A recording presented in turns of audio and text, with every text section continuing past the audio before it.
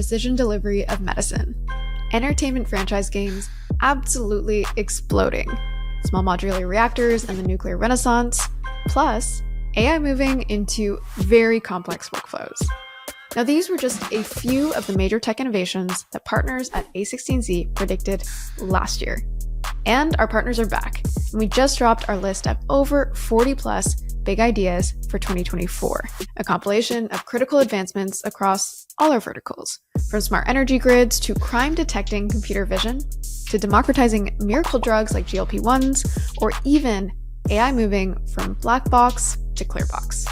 You can find the full list of 40 plus builder-worthy pursuits at a16z.com/bigideas2024, or you can click the link in our description below. But on deck today, you will hear directly from one of our partners as we dive even more deeply into their big idea. What's the why now? What opportunities and what challenges are on the horizon?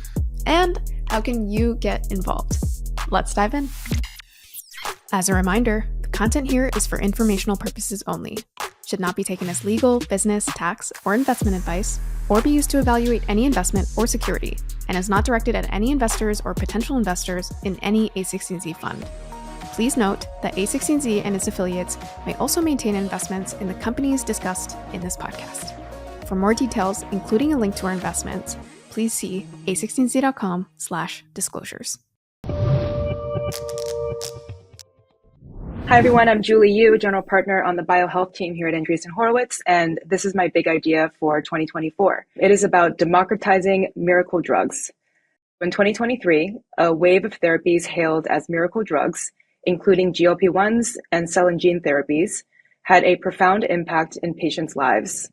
But our current healthcare insurance system is just not set up to bear the cost of these therapies or to accurately gauge their value, given that some are curative, nor are our healthcare providers prepared to manage the complex logistics, data collection, and clinical operations needed to realize the full benefits of these therapies.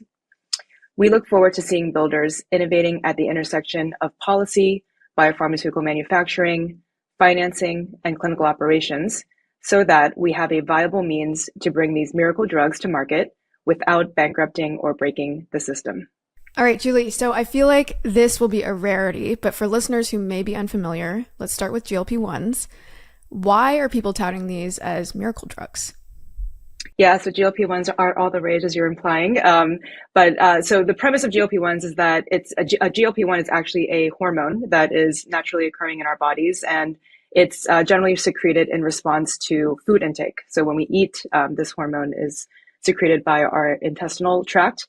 And the main job of that hormone is to help manage blood sugar levels. And so the initial core use case for the drug form of this hormone was to treat type 2 diabetes. And obviously type 2 diabetes has huge prevalence in the American population. It affects over 11% of us.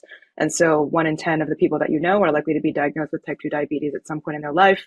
So that in and of itself is obviously hugely impactful.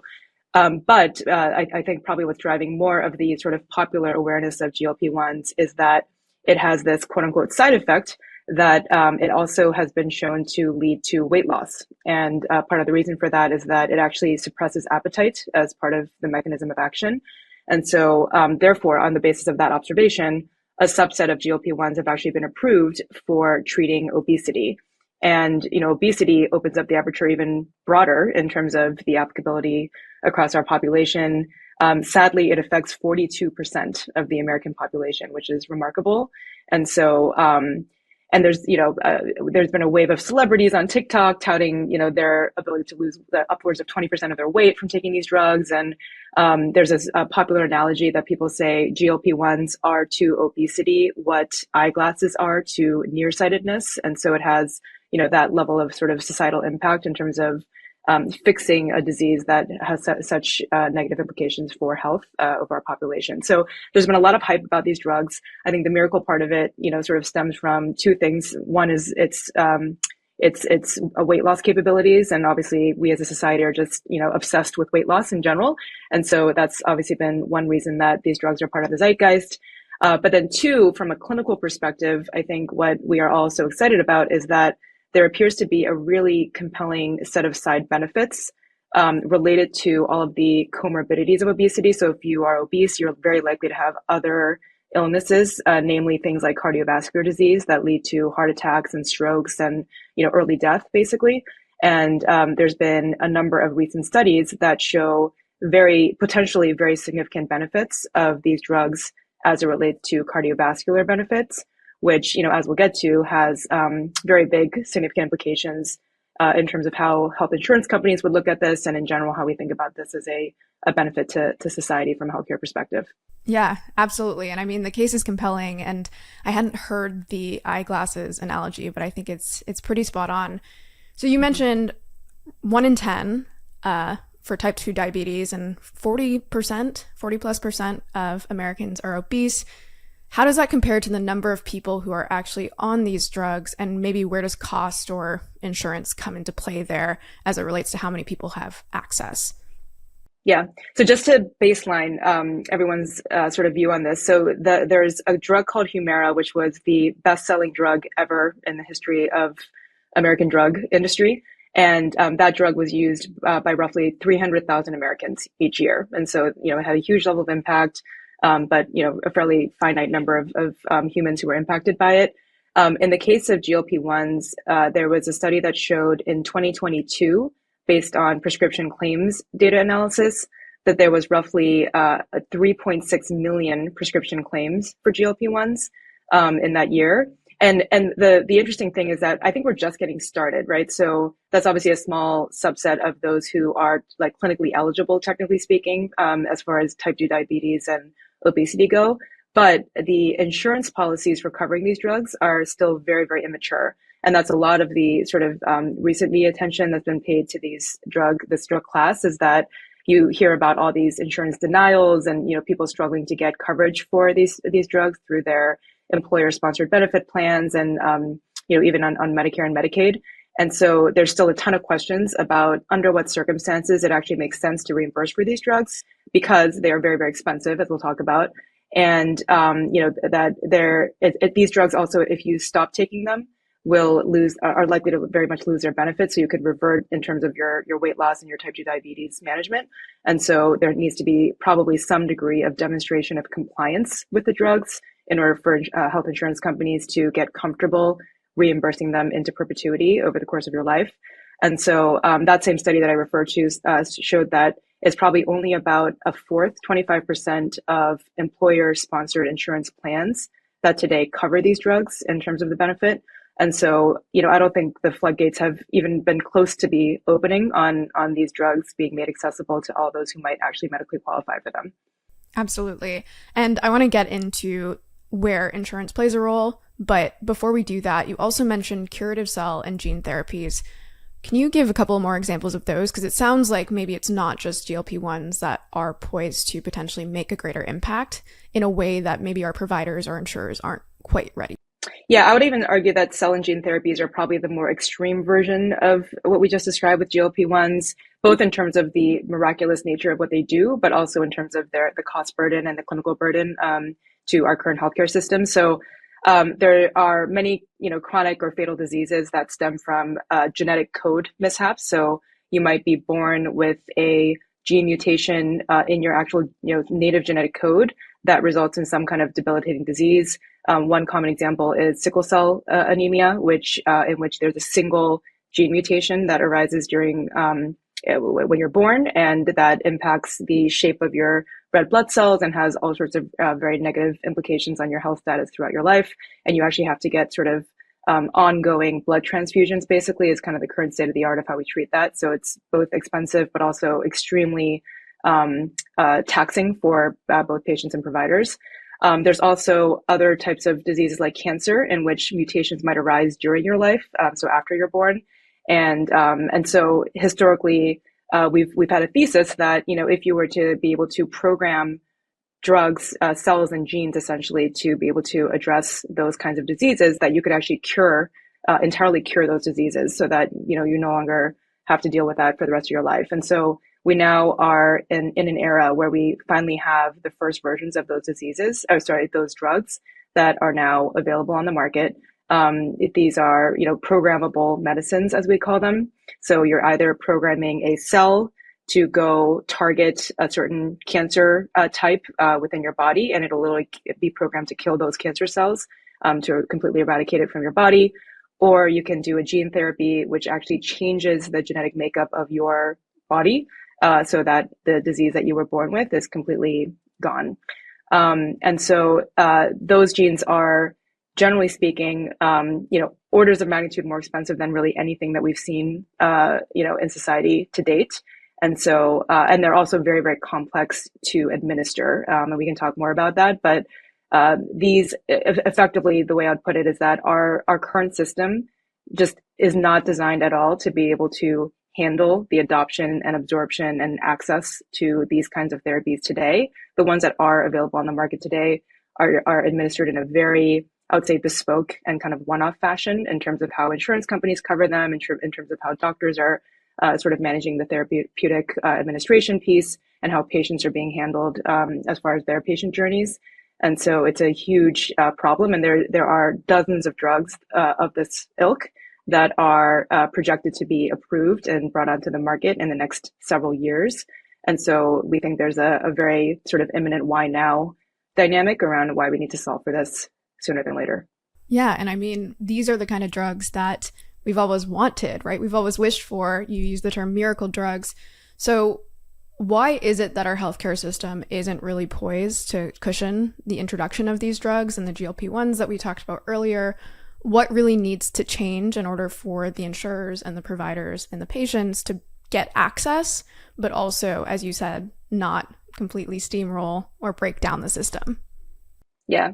So the original sort of, blurb here referred to two things. One is that we could bankrupt the system, and one is that we could break the system. So on the bankrupting of the system side, some of these cell and gene therapies that I mentioned can be a one-time cost of $2 to $3 million and sometimes more. And so if I'm a health insurance company and you're telling me, okay, I've got this individual, I obviously would love to administer a drug that can like literally save their life and change and eradicate this disease that they would have to deal with for the rest of their life, but it's going to cost me $3 million up front. And as an employer who covers the health insurance benefit for my employees, the average tenure of any employee in my company is maybe 3 to 4 years on average, and even lower for tech companies. And so what incentive do I have to pay, this upfront fee for something that will benefit this person over the entirety of their life, but that person is going to leave my insurance plan in maybe 2 or 3 years? And so I'm not actually going to reap the sort of the benefits of that upfront cost for many, many years after that person's gone. And so that's kind of the premise of how the current insurance system is designed and why it's not set up to incentivize people to be willing to pay for these drugs upfront. And so that's one huge area where there just needs to be sort of fundamental innovation on just financing mechanisms to underwrite that risk profile in such a way that any individual payer only really has to pay their fair share, let's call it, while that person is on their plan, and that you could sort of spread the risk as the person moves across insurance plans, or create a portable product that sort of follows that person throughout their entire life. And that just requires a lot of, again, innovation on the underwriting side in terms of the services that need to wrap around that, and lots of other things that relate to that. So that's kind of the financing piece. And then on the sort of breaking the system piece, these drugs, as I mentioned earlier, are very, very complicated to administer. So in the case of cell and gene therapies, which are probably the most extreme case, you are literally, removing cells from a person's body who has been diagnosed with cancer. You need to transport them to a manufacturing facility where you reprogram the cells, you genetically engineer them, you regrow those cells, and then you package them to be sent back to a hospital that is trained and qualified and certified to actually deliver this highly complex therapy. These cells are infused into the patient, and you need to really monitor the patient while this is happening, because you might have an immune response that could be really severe and things of that sort. And then that patient generally needs to be monitored in the hospital for many, many weeks subsequently, so that you can see that the drug is working. And all of that, it requires highly specialized expertise on the clinical side, on the operational logistics side, on the manufacturing side. There's entire companies that are being built just to create competencies around manufacturing these kinds of therapies, because it's so fundamentally different than any of our previous sort of, pill-based therapies or even the injectable therapies. It's just a very different paradigm. And so all of that whole landscape is also something that, again, the current status quo biopharma value chain is just not suited to handle, and therefore we need new capabilities to handle it. Yeah, absolutely. Could you speak to maybe the GLP-1s a little bit there, just in terms of the therapies that you just mentioned are curative, and that introduces all types of questions around like, what is a life worth? And, like who, like you said, who gets access and how does that get kind of rationed over a lifetime?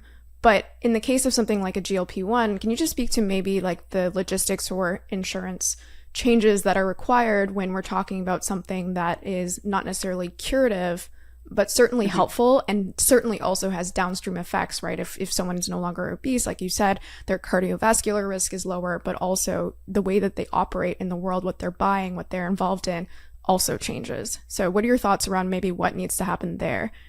Yeah, so GLP-1s are also relatively expensive, cheaper than cell and gene therapies, but we're talking, $1,000 a month, roughly speaking, for this class of drugs. And so, tens of thousands of dollars over the course of someone's tenure at a given employer that you'd have to cover, with the hope that, again, in that time horizon, you are also going to see the cost savings associated with that person avoiding certain downstream health implications. And so there is probably a certain price point at which it becomes a no-brainer. So if you think about something like a high blood pressure drug, which are these, pills that people like the vast majority of the population in the US is popping these pills on a daily basis. They cost, maybe a few dollars, per month for the health plan. And so at that price point, it's really a no-brainer because you know that over a whole population, you'll see the financial benefit. The threshold for that financial benefit is relatively low, and so there is actually hope that there's a whole pipeline of cheaper versions of the current GLP-1 therapies that are in the pipeline, expected to be approved in the next several years. But between now and then, it's really that price point that makes it really, really challenging to justify, again, paying this annual cost when you're not sure that you're going to actually see the cost savings associated with it within the time horizon that the person is on that given plan. That makes sense. Well, maybe as a final question, we are looking to 2024 for this big idea. So I guess I'm going to bunch a few questions in here. What solutions are you already seeing built? Maybe what also roadblocks do you expect on the road to implementing some of these changes? And also, where do you think policy might play a role? What do you see really coming in 2024? Yeah, so the exciting thing is that we've already seen quite a number of great entrepreneurs who are out there building various aspects of solutions that address all the different components of that problem space that I just described. So there are companies that are certainly innovating on the manufacturing side, as I mentioned, to just systematize and really industrialize what today is a highly bespoke process to actually produce these cell and gene therapies in a scalable fashion. There are companies who are helping hospitals and physicians deliver the operational and clinical logistics services related to everything from transporting the drugs to kind of the care management services that the patients need, both pre and post the administration of these drugs, even things like hardware for remote monitoring of these patients, such that they don't have to stay in the hospital for many weeks on end. There are companies really addressing the data aspect of this. So one of the things that I always think about as an ex-product person is like, imagine as a product manager, if you didn't have any closed loop of data on how your product was being used in the real world or any feedback from your end users. That is unfortunately like the state of affairs for many drugs that we have on the market today, is that once the drug is prescribed and it's out there, there's not really great ways for the biomanufacturing companies to get feedback back. But in the case of these really expensive therapies, it's critical to have some degree of feedback loop, both to continually justify the price of those therapies and make sure that they're working, but also, frankly, to iterate and just make sure that you understand any of the side effects and potential implications of those drugs. And so there's companies that are just building really data infrastructure to enable the collection in a continuous fashion of how these drugs are performing post-market. So, and then the last piece is on the financing side. I think we've seen both like traditional incumbent insurance companies trying to spin up new solutions for this area, but they still tend to be pretty one-off and not systematic and scalable across the full class of drugs that could benefit from those approaches. And so we are seeing a number of startups start to say, okay, how can we design sort of new fintech approaches, basically, to be able to spread this risk in a very different way. So all of those things are out there today in sort of what I would call kind of point solution form. And, I think the big opportunity and why this is kind of a hard problem space to go after is that there is a bit of a cold start problem, right? To actually build kind of a holistic solution that solves the entirety of this problem space, you actually need to convene payers, you need to convene providers, you need to convene manufacturers, and obviously also the patients themselves who require a ton of services to get this right. And so I think that remains sort of the big unmet need and huge opportunity for entrepreneurs to go after is, can you thread the needle on bringing together these multiple players with a holistic solution that can actually unlock this cold start problem to be able to address this at scale across the entire industry. Do you think innovation will be able to basically thread that needle and ensure that people who need these drugs get them? Or coming back to that question around policy, do you think that there needs to be a role played there, which basically says that, we need to get these drugs out to the people that need them? Yeah, I think policy will definitely play a critical role in the long run. And we already have seen certain sort of guidance, briefs come out from various government bodies around this particular issue. A lot of requests for feedback from the sort of private sector on how they should be approaching this. But I think probably namely two bodies. So the FDA, I think there's going to need to be a lot of change in terms of how they handle approvals of these drugs because they are so different, and also ongoing monitoring of these drugs to be able to sort of design the right type of approach for these therapies. And then CMS, which administers Medicare and Medicaid, the government-sponsored insurance programs in our country, they generally tend to be at the tip of the spear of any payment innovation for new classes of drugs and new classes of services. And so the expectation is that they will likely roll out some sort of program that teaches the industry how they should be approaching these kinds of therapies and financing them. And so, but, we're in an election year. And so I think expectations are that that cycle will be slow. However, we are, I think, getting to a tipping point where both the number of these kinds of drugs that have already been approved, that are already on the market, that are already crippling individual companies and employers and insurance companies and even the manufacturers are already hitting a tipping point where people, lots of companies are, potentially going to go bankrupt if they have to pay for these drugs, if they have even one employee who ends up being eligible for one of these therapies. And so I do think there is a siren call already from the industry that will sort of ignite a cycle of innovation, as we're already seeing, as I mentioned, with a lot of startups that are spinning up in this space. So I think it as most things in healthcare, it'll be a combination of both sort of top-down regulation and policy combined with some of the bottoms-up activity that we already see starting to happen from those who are just feeling the pain today and just need to kick into action. All right, I hope you enjoyed this big idea. We do have a lot more on the way, including a new age of maritime exploration that takes advantage of AI and computer vision, plus AI-first games that never end, and whether voice-first apps may finally be having their moment. By the way, if you want to see our full list of 40 plus big ideas today, you can head on over to a16z.com/bigideas2024. It's time to build.